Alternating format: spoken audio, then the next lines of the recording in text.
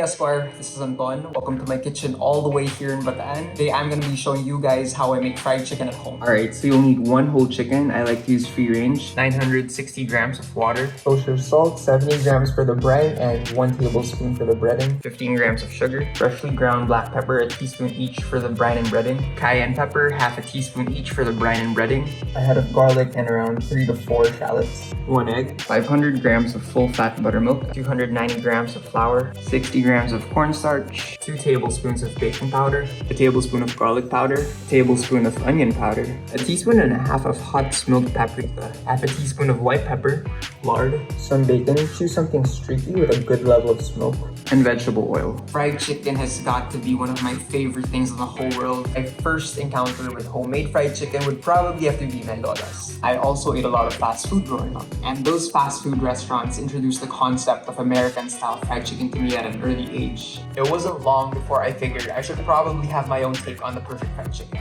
And so after several redos, I finally came up with a recipe that combined elements of both. You have the whole garlic cloves and shallots in the brine, which pay homage to my lola's fried chicken. And then you see elements of southern style fried chicken with the buttermilk and the hot smoked paprika, the garlic powder, the onion powder, and cayenne pepper in the dredge. Anyway, let's go make some fried chicken.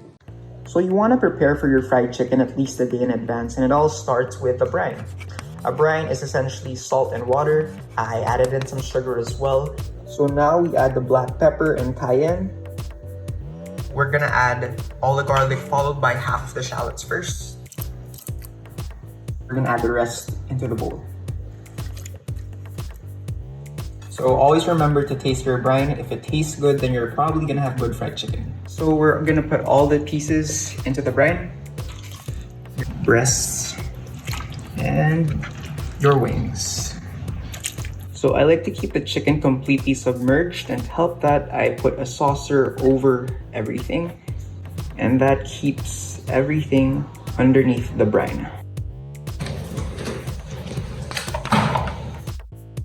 Alright, so it's the next day. Here's the chicken that I brined yesterday. What I'm gonna do now is drain off the brine, wash it under running water, and then soak it in ice water for 5 minutes to remove any impurities. Your chicken is soaking in the ice water, you can get started on your buttermilk wash. So I have the buttermilk here, 1 whole egg. I'm gonna put the egg in and then just whisk it.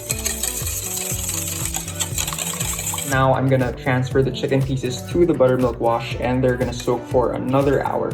While your chicken marinates in the buttermilk, you can get started on your breadings. So I'm gonna put all spices here. Use a whisk when you're mixing your dry ingredients just for even distribution.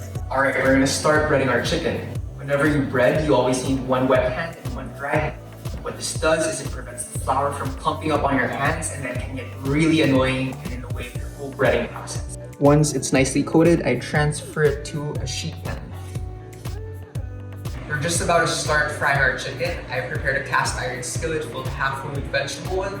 I'm gonna bring that up to 350 degrees Fahrenheit and flavor it with some lard rendered from fresh pork back fat, as well as a few strips of applewood smoked bacon.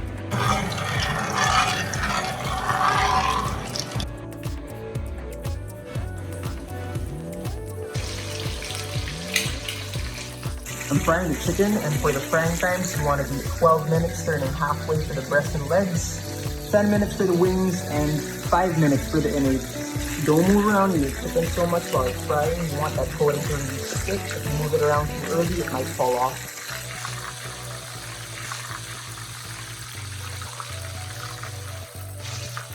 So we just finished our first batch of chicken.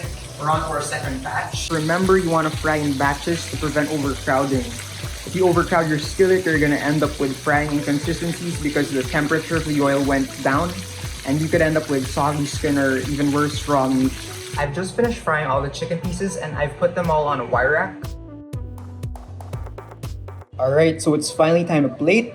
Here's our chicken. I'm gonna get a wing and a drumstick. Next, I'm gonna get a biscuit, hot honey butter, and be generous with it. And to finish it off, some lacto-fermented garlic honey. Alright, we're finally done. This is our fried chicken. with a buttermilk biscuit on the side, lacto-fermented garlic honey, and hot honey butter. Thank you for having me, Esquire. Hope you can make this fried chicken at home. I love this recipe and I hope you do too.